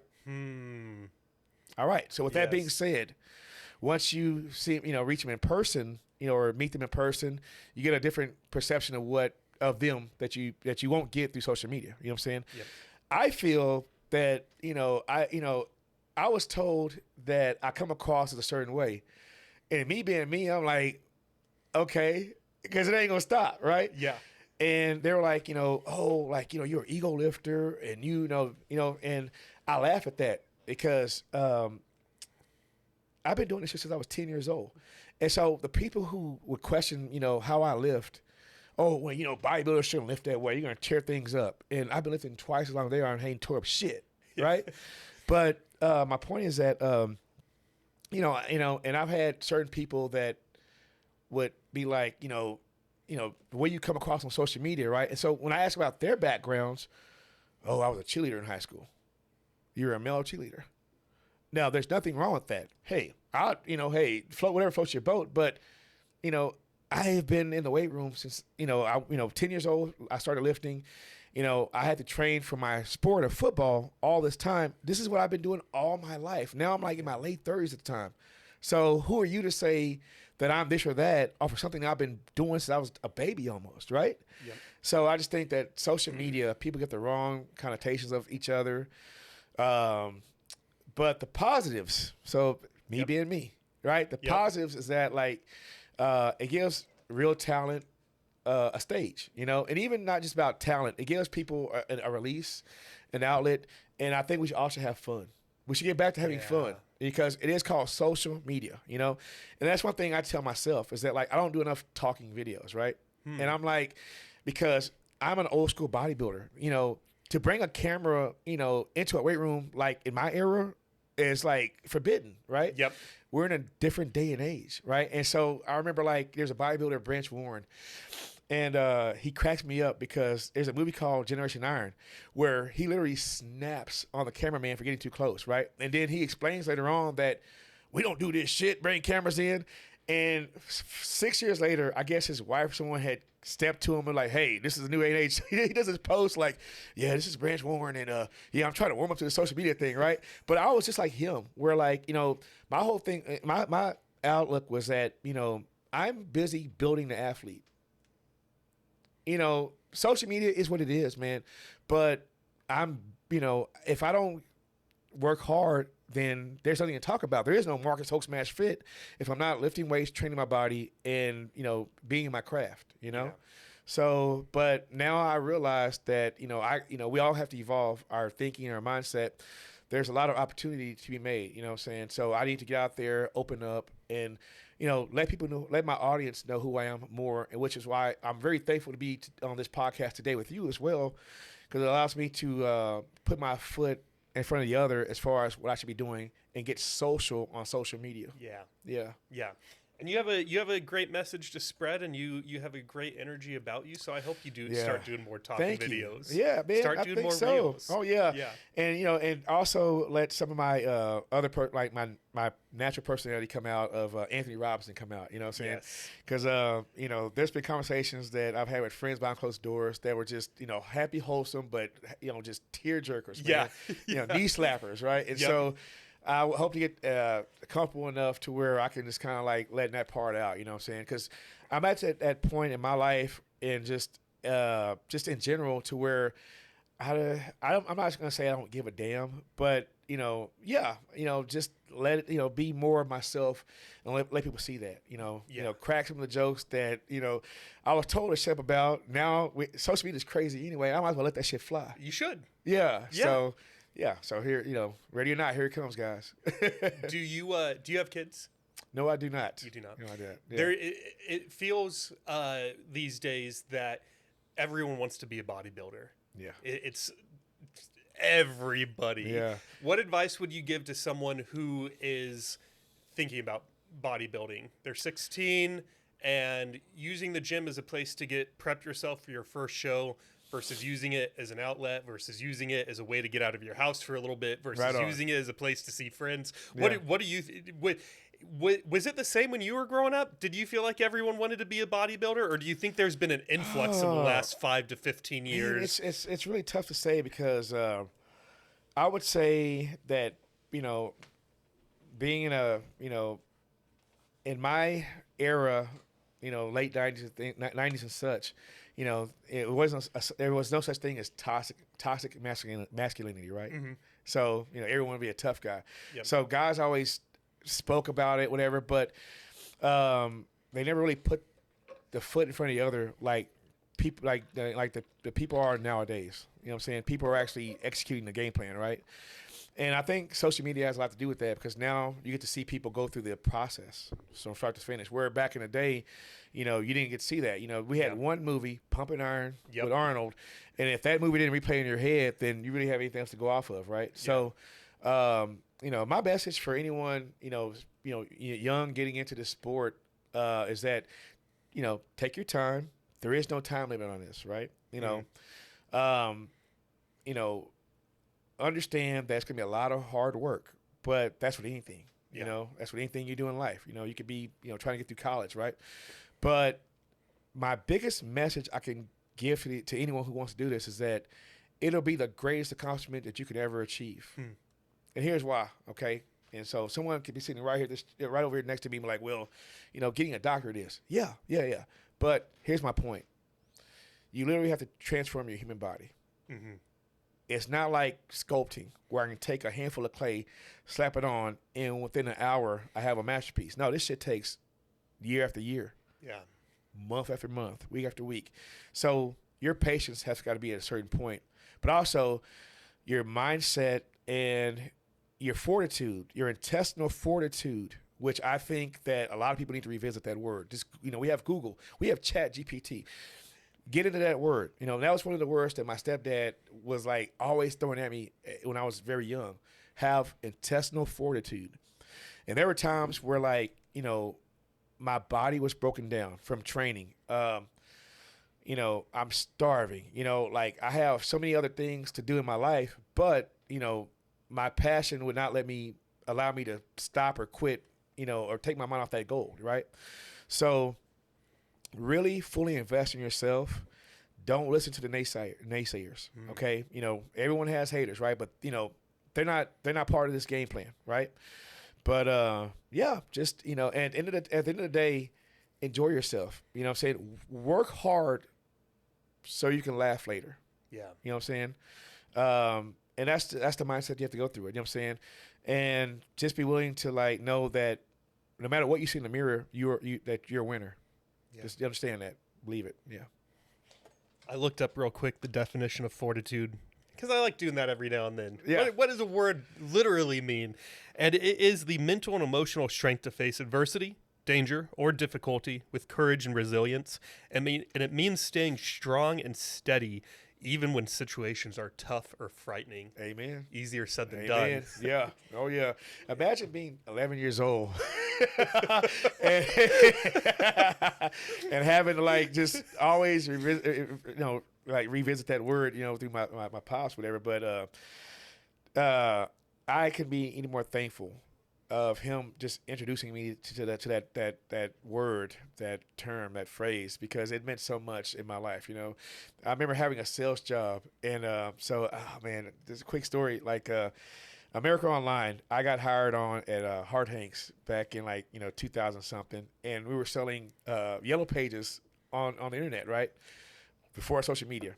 You know what I'm saying? So it was a tough sell, because we would call small businesses throughout the country, and, hey, we can get your company listed first page on the yellow pages online, right? That's the way it used to work. And it was just it was one of the toughest sales. It's worse than cars, And so I remember I would just go through file after file after file, and it would get frustrating. And, either you quit or you just wrote the clock to get a free check until they just came and fired you eventually, right? Yep.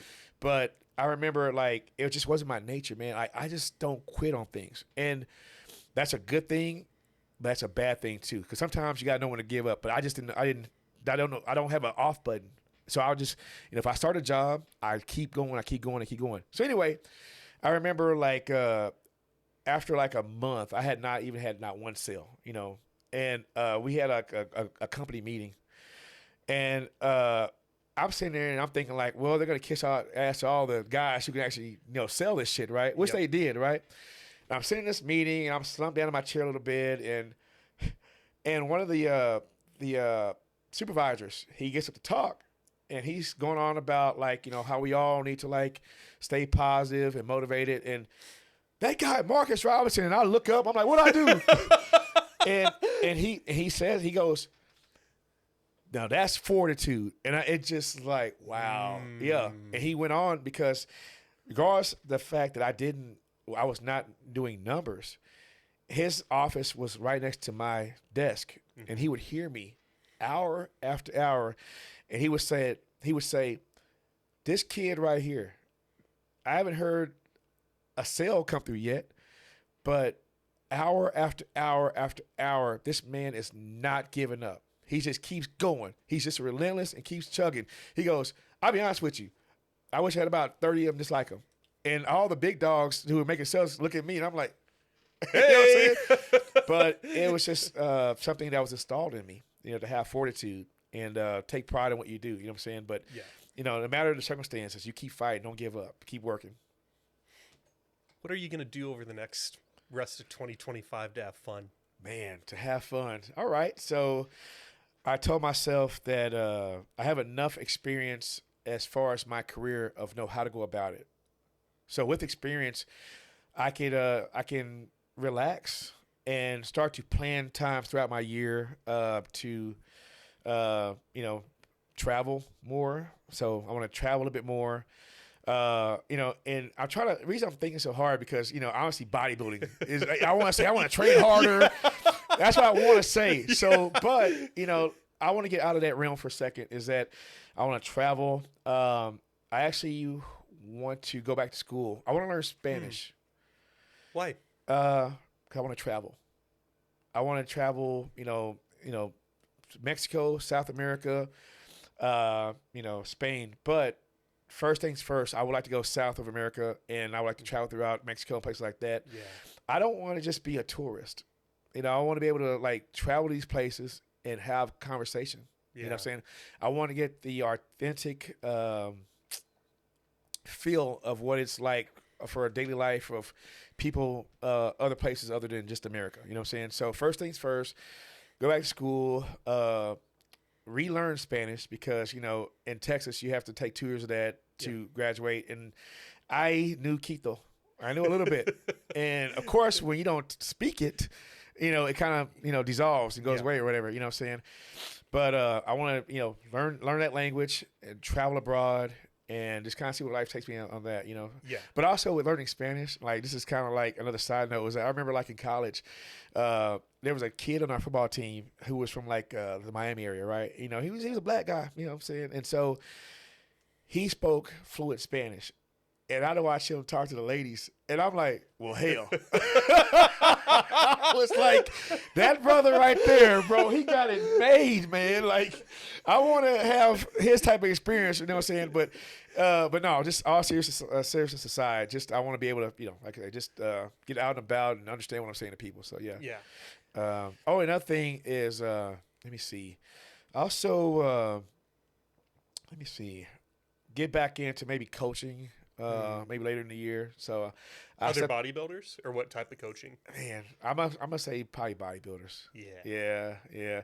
Because one reason why I did step away is that personal training is one of those things to where like you have to have a good group of people, right?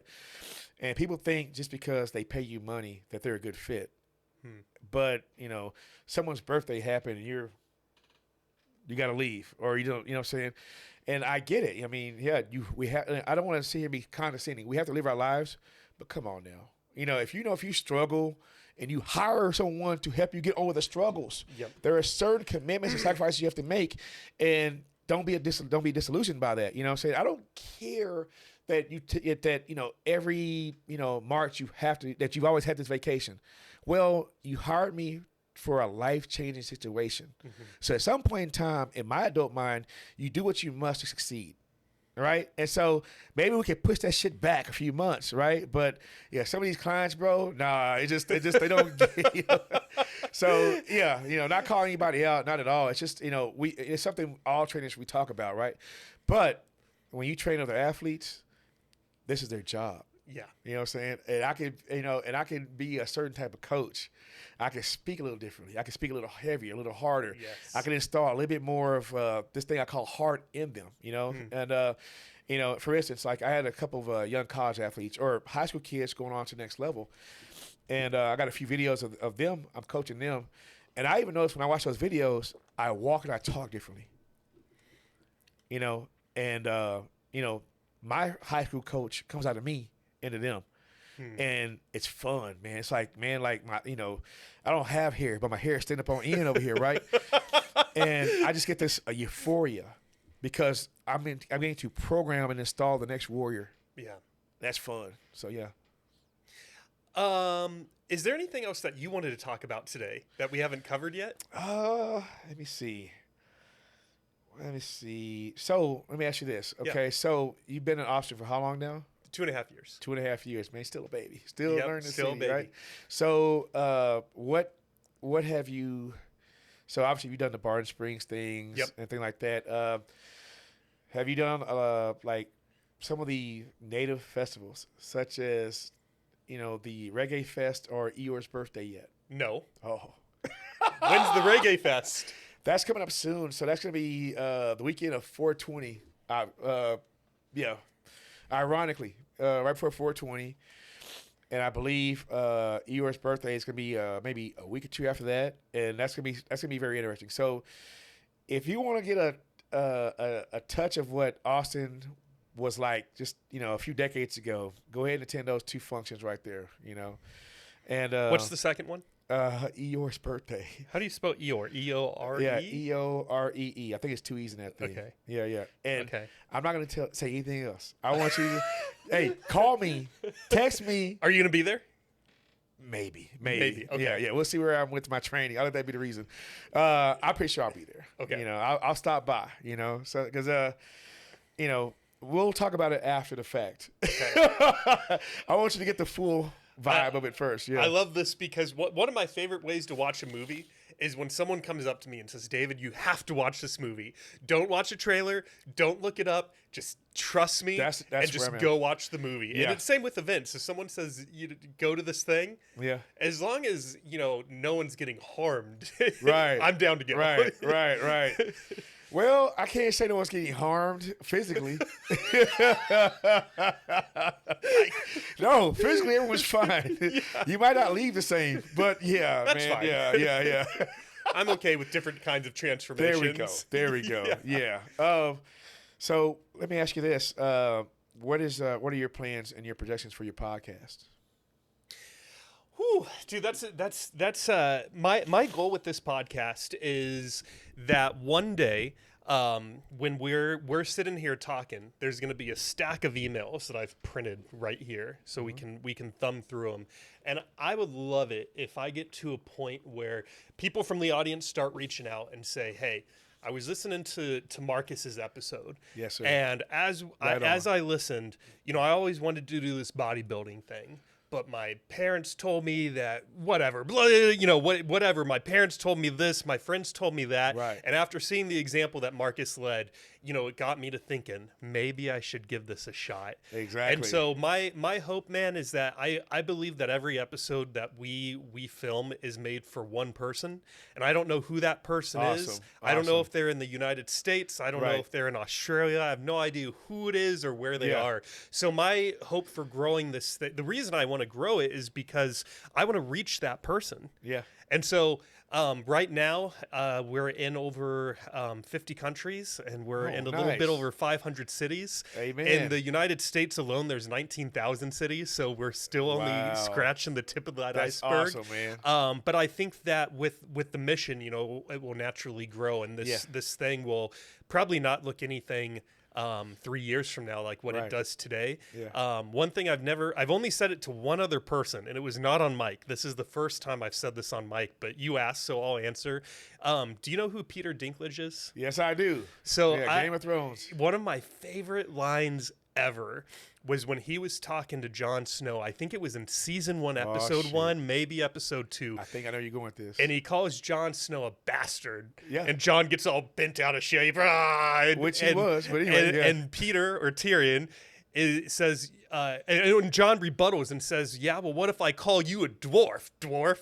And Tyrion says, it doesn't affect me, because I've learned to take this thing that society might see as a dysfunction and wear it like armor. Right. And so what I want to do one day, my dream is that a couple years from now, I'm going to do a live podcast. We're going to be in this room. There's going to be a couple thousand people, and the person I'm going to interview is Peter Dinklage.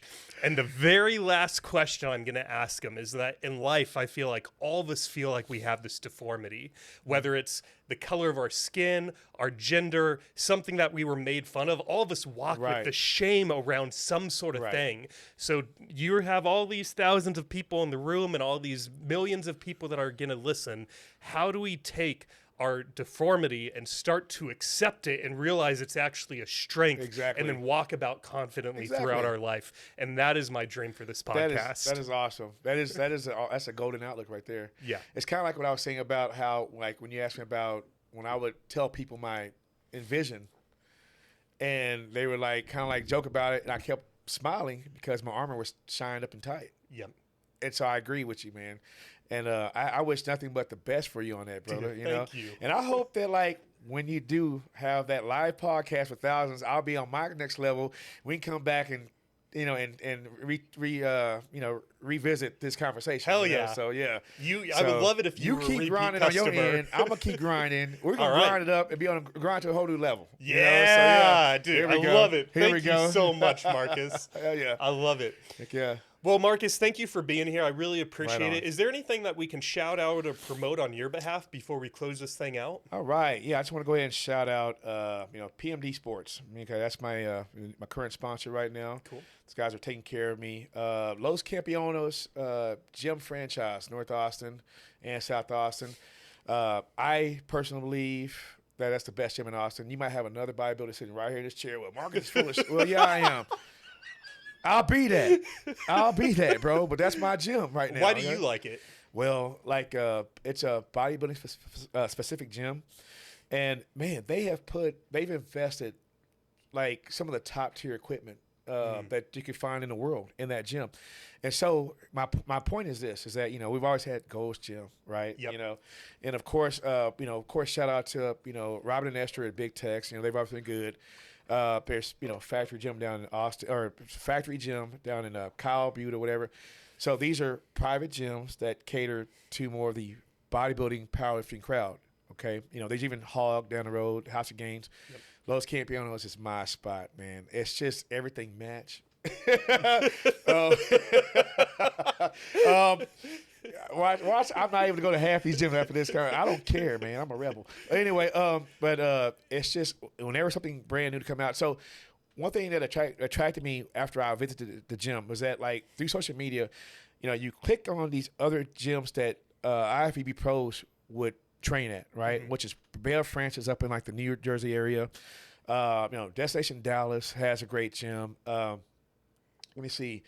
But anyway, so I would see machines and equipments that, you know, were bodybuilding specific. You know, I didn't know that was a term. You know, and I'm one of those guys that you give me. I don't know if you've ever seen like the guys in Africa that like they lift with truck axles and cinder blocks. Yeah. That's me. Yep. I don't give a shit, right? Training at this gym, after the first 90 days of being there, my physique changed so hardcore. And then I realized that there are certain angles and tweaks they make to the machines for bodybuilding purposes. So bodybuilding, what I explain to a lot of people is that other than like the rep range and things, there's a difference between powerlifting and bodybuilding, right? But learning how to use our angles, that's what makes a bodybuilder, you know, a bodybuilding different, right? Yep. So for instance, here's a bicep. I turn my pinky up, hold it for head kick in. Yep. Right? Yep. So that's bodybuilding, where you train different angles to get a different part of the muscle develop, right? So this gym has equipment that specializes in the development, you know what I'm saying? So now I have this playground, I call it, my playground, Yes. that I go to, and I'm able to like use this top tier machinery, the equipment, machines, things like that. So now it's like I get to manifest, you know, what starts here, you know, and through these machines, and I'm looking forward to how I'm going to look in the next 6 months. You know, that Hulk is going to be a mean one the next time we get on stage, and I can't wait. I'm going to go there. Man, I need to check it out. I've just been doing Gold so far, partly because that's where my workout buddy goes. Yeah. So we lift together so much. And nothing wrong with Gold. Nothing wrong with it at all. I've heard so many people, though, sit in that chair and say, David, you got to check out Los Campeones. You got to check it out. You got it, bro. So I really do. I need to get my ass in gear. I'm going to tell Tyler, either you're coming with me, or the next time you take a day off and you can't join me, he should come with you. Yeah, I'll make him come with me. Yeah. And they, you know, and for what it is, it's like, you know, I think they have a pretty good deal going on for like the week pass. Like their week pass, from my understanding, is the same price as some gyms' day pass, I think, you know. So just go ahead and check it out. Yep. You won't be disappointed, man. You know, come play with the big boys, man. It's fun. Okay. It's a great, and also it's like the environment. Like everyone's there to work, but no one's an ass. If you ask me, you know, maybe one or two. Anyway, there's always one in there. There's always one or two. It's probably me. But anyway, no way. No way. But other than that, though, like, that's my gym. Come check it out. You know, and hopefully I get some free shit for shouting them out. So yeah, that'd be cool. That'd be cool. Do you have a preference of the North or South, or do you like them both equally? I like them both equally, but the North is going to be, I think, because it's a little bit newer. But you know, again, I'm not going to put one over the other, but. Since I live 7 minutes down the road from the North one, and you know it being a little bit newer, that's where I'm going to go right there. So, But no, all in all, just Los Campeones. You know, if you can just check them out, let's go. Bro. Yeah. What's your and if this is the same answer, that's fine. What's your favorite gym to go to in Austin specifically to train legs? Okay, well, before Los Campeones, so this is a great question, right?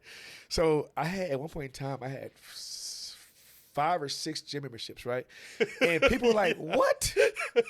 It doesn't seem crazy to me, but I can see with some other people. Yeah. And I had to explain to them, well, I got to do chest day here, and I do fucking back day. And so my original gym would be the Ghost Gym on 71, Ben White and Bannister. Yes. Yeah. Yep. And so I'm glad you brought this up. So here's my history of Austin since I'm so damn old, right? So I used to work at that location before it was Ghost Gym. It was called Fitness Connection. When they first come to Austin, that was the first gym, I believe, that far south for Ghost Gym, right? But no, it was at the time it was Fitness Connection, right? So they got bought out by Ghost Gym. So it was the first gym in South Austin for Ghost Gym. It was actually at that time the biggest gym in South Austin because I believe it's over a few thousand square feet, right? So what I try to tell people of why I like it for leg day is that they have some of the original bodybuilding equipment because we all know Ghost Gym is no longer catering to bodybuilders. Yeah. All right. So they're kind of branching out into like more of a CrossFit, basically whatever latest fad is going on. But that particular gym, you know, whenever they rebranded, they kept the old school bodybuilding equipment. So we would go there, me and a couple of my gym buddies, no matter where we were in town, that was our meeting spot because we had to do leg day there, right? Yep. So yeah. So you know, thankfully I was blessed with Los Campeones now because Austin's traffic has prevented me from getting to my workouts in South Austin. But so that's gonna be my favorite leg day gym besides my Los Campeones. Have you been to the Golds in Highland? Yes. That's currently my favorite leg day gym. They have a couple machines I've never seen in any other gym. They probably have 10 or 12 different squat racks or, they have a whole room. I don't know if you've seen it. It's right when you walk through the front door and you hang a right, and there's probably got to be at least 5 on each side of just squat racks or deadlift racks, whatever you might need a rack for. David, you know what's funny you say this? So first thing I want to say is that I think I remember seeing you there at one point in time. That was the gym I was going to before Los Campeones. Oh, okay. Yeah, right. And I'm laughing to myself because here's what happened. I was actually headed to that gym one day, and I just happened to look over, and I noticed that there's a Los Campeones sign. And true story, I remember like, huh? And I did the caveman, huh? And I whipped in. I whip in from off the highway. And I remember I didn't even park my car. I hit the hazards, and I jumped out in front because I was in shock. I was like, no. And I remember running inside Los Campeones, and I'm like, no, I didn't know it was there. I did not know Los Campeones because I remember seeing like the Instagram, the advertisements on Instagram and about Los Campeones North. I did not know it was right on the backside of the complex from the Ghost Gym. So I remember running up to that gym, and I'm like, what? But I was actually headed to your gym, the Ghost Gym Highland, when I found Los Campeones. And I never stepped back in that Ghost Gym again, bro. Is there still a Los right there? It's right behind it, bro. The one I go to. Really? Yes. Whoa, I didn't know there was a Los Campeones right there. Bro, dude, if you go to Ghost Gym Highland, so I just lost Ghost Gym from business because I already know you about to go there, bro. That's okay. That's how they got plenty of members. They're fine. Let's shout out the mom and pop clubs come today. on here with us, bro. Like, yeah, you know. But yeah, so I was actually headed to that Ghost Gym when I had come across the poster that they have out in the front for Los Campeones, and that's how I ended up at Los Campeones. But once, here's the funny thing about it was that, like, I'm only paying, 20-something bucks at that goes, right? Yep. I'd rather pay triple to go to Los Campeones any day to step back into that goals. Nothing wrong with that goals, but, like, I mean, let's be honest, right? The energy is kind of, it's a great setup. I love the gym, whatever, but as far as, like, competing environment, like for competitors, environment is a huge thing. And I think that, like, it's like night and day. So nothing wrong with that Ghost Gym, but it's just like, for me personally, I'm a little bit more mentally stimulated at Los because that's just where, the bodybuilders are, So, yeah. But that's hilarious, bro. You got a hidden gym right behind you. Didn't even know it. Literally, Didn't even a know hidden it. Gym. I thought it was like a CrossFit gym or an Orange Theory or something. I don't know why I thought it was. It's the very opposite. Okay. Yeah. Can I tell you one more story? I think you'll get a kick out of. Tell me as many as you want, brother. Go ahead. All right, here we go. 3 more hours. Let's go. Let's go. I was coming home from Dallas once, and I wanted to check out a different Gold's, and so I went to the one in one of the 2 in Round Rock. And I'm working out, and this guy, I'm a fairly strong guy, so I don't get intimidated in the gym very much anymore. And this guy who's probably double my size, he looks more like your stature than he does like mine, comes up to me and he says, "Hey, can you give me a spot real quick?" And without even asking like what he's working on, I just said, "Sure, let's go." So then he grabs a second guy while we're walking back to wherever we're going, and he says, "Hey, can you give me a spot real quick?" I'm like, but I'm right here. Why does he need someone else? And so then he grabs a third guy and he says, hey, brother, wow. can you come give me a spot? And I'm like, what are we Do you doing? want to be involved in that, right? So now I'm starting to doubt myself. I'm like, I don't want this guy to die because I couldn't, spot his 1,000,000 pounds. So we go over to a squat rack and he has 6 plates loaded up on each side of the bar. And so he has me get on one side of the squat rack, and he has the other dude get on the other side, and the third dude was just there to film it. I was like, all right, this is starting to make a little bit more sense. A little bit. So then he tells me and the other guy, he says, I'm just going for 1 rep. I'm going to go all the way down.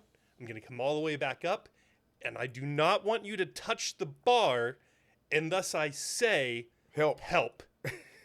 And we both said, okay. Yeah. So he gets underneath, and he goes all the way down. He gets about halfway back up, and he pauses there for a second, and then Marcus, this is exactly what he says. He goes, ah! Yeah. And then he just falls. Bar hits the safety rack. He sort of somersaults out of it. Holy shit. He takes his headphones out, throws them on the ground, and he says, fellas, thanks for the spot, but why didn't you spot me? Yeah. And I look at the other guy, and I look back at him, and I said, you didn't say help. Right. And he said, yeah, I did. I yelled it. And I said, no, you didn't. You yelled, ah! I didn't know I was supposed to help. He never said help. You know what? There's a certain thing called a meathead. And that's what you had come across, a typical meathead. Well, like I said about the super heavyweight bodybuilders, man. So you kind of met one of those types, brother. There's not much thought or logic. You know what I'm saying? Let's stick to the game plan. You said help is the safety word, right? Yes. I guess you should say pineapple. Right. Next time, say make it pineapple. Next time, say the help is AAAHHH. Right. Once you start yelling, we'll get it up for you. And the thing that you can do, because I feel bad for you, because I've been in situations like that. It was like all you can do is just kind of like waddle off, go back to what you're doing, because oh gosh, but there's certain people who operate that way, man. But again, that's what they call them meatheads for, right? Yeah. Well, Marcus, this has been so much fun. Real quickly, so I got a squat story for myself. Yes, about please. myself. So I didn't quite do the meathead, but here's what I'm getting at. So I attempted, I don't know, it may have been it was just short of 700 pounds on the squat bar, right? And I had 3 gentlemen, 1 on each side, and then of course one spot of me like normally, conventional spot we call it, right? And long story short, I go down, and I get ready to come back up, and obviously I guess we all didn't practice well enough because our communication was off. So one guy kept holding on the bar, the other guy let go, and the weight on my back starts to shift. I have almost 700 pounds on my back. I literally feel my disc slide. No. I hear a crunch, and I go, all right, let's put it back. So I get it back up, and I'm standing there, and I'm realizing, okay, I can't pick up my left leg.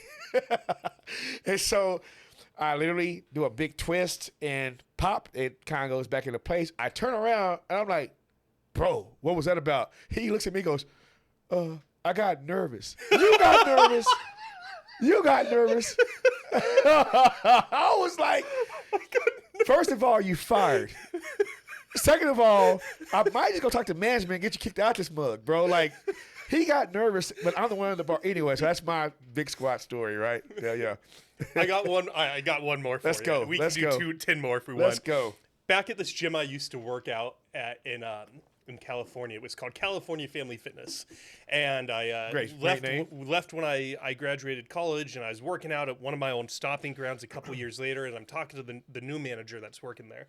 And while we're talking, I see a lady named Cheryl walk out. And Cheryl was sort of the bane of our existence. She was that member that always complained, always picking fights with other members. She was just Karen's younger daughter. Yes. Gotcha. She was the Karen of the 90s. And so she walks out the door, and I was like, oh, shit, Cheryl still goes here. What's she up to these days? And the manager says, you won't believe it. And I said, try me. I worked in a gym for 10 years. I've seen a lot. Try me. And so you know how in locker rooms in some gyms, they'll put those rubber mats down with all the little holes in them, so that so water can drain out. Yeah, exactly. And so I guess they had these like tan rubber mats in the women's locker room. They'd been there for years, and no matter how much they cleaned them, they just smelled like mold. God. So they threw them all out, and they got new mats. But instead of the new mats being tan like the old ones were, these ones were like a slightly darker brown or something. And so Cheryl threw a fit about it and says, "You need to get these out of here. These are ugly. Bring back the old ones. Find the same color if you're going to replace them." Throws this whole fit, and the manager is like, "No." Right. So fast forward a couple days, and the closer's closing up shop, closing down the gym for the day. And when he goes in the women's locker room to make sure that nobody's in there before he locks the gym up, all the mats are gone. And he's like, where are all the mats? And so long story short, I forget how it all came together, but they were able to track Cheryl coming into the gym one day with a Home Depot bag that was full of master locks. And she goes into the women's locker room, rolls up every single mat, throws them in some lockers, locks them up with the master lock, and then leaves. Wow. Jeez. So they ended up just cutting the locks off and rolling the mats back out. But it was like, Cheryl, it's that. What were you thinking? It's a thing. Are we really doing this? Yeah. And you know what's sad about that story is that this is a gym. Like, who gives a shit? Like, dude, like, there are so many other places where we could put our energy in. And yeah, dude, look, she would have had problems with me. She would have hated me. You would have canceled her membership, wouldn't you? No. I would have kept her around for shits and giggles. But I would have had to, like, she would I would have put a fucking mat under every goddamn machine, and I would have hung them from the walls, and I would have put one behind her car. Like, how you like the mats now, Cheryl? I've been labeled what we call an habitual line stepper. So yeah, I'd have had to push that button, Cheryl. Tell Karen I said hello. Yeah, dude. It's crazy, man. But hey, that's why I think it's. Everyone says it. Everyone should have a customer service job at some point. Because you meet the Cheryls and the Karens, and it just teaches you how to interact with humanity. Yeah, like those the young men or older men who don't have compassion. Yes. Yeah. Let's let them get a customer service job and have to deal with Karen or Carol, and that'll humble them. Yeah. Yeah. After so many letters are written to the management about them. Yeah. Good times, man. Yes, sir. Most Good definitely. times were had by all. Well, Marcus, thank you so much for everything you brought to the table. I laughed so hard during this episode. I had a ton of fun learning about you. Had a ton of fun hearing you share some advice to the younger members of the audience. Shit talk the cavemen. This was so much fun, so thank you man, for right it. back at you, man. Thank you very much. Yeah, man, my pleasure. Heck yeah. And I'll see you on the other side, right? I'll be there. I'm going to check out Lif's camp. I'm going to make Tyler go with me. I'll introduce you to him if we're all in there at the same time. Yeah, but also when you go live. Oh yeah. You'll be there for that. Let's go. Heck yeah. I appreciate that, man, so much for you having my back and just believing in that dream. Hey, I have nothing but aspirations for you, brother. I think you're gonna do great. This has been a fun experience. You're an awesome host. Thank you. I'm an energy person, and so the energy is from the get go has been there. So. Yeah, I wish big things for you. Thank you very much, man. Yes, I appreciate it. Thank you. To the audience, real quick, before you guys click off, do me a favor. If you enjoyed this episode, support the show and go on to Spotify, if that's where you listen today, and give the show a 5-star review. If you listen on Apple Podcasts, you can do the same. And if you watched on YouTube, subscribe to the channel so that we can reach that person that I was talking about earlier. With that being said, I hope you all have a healthy and happy Saturday night, and we'll see you next week. Bye, everyone.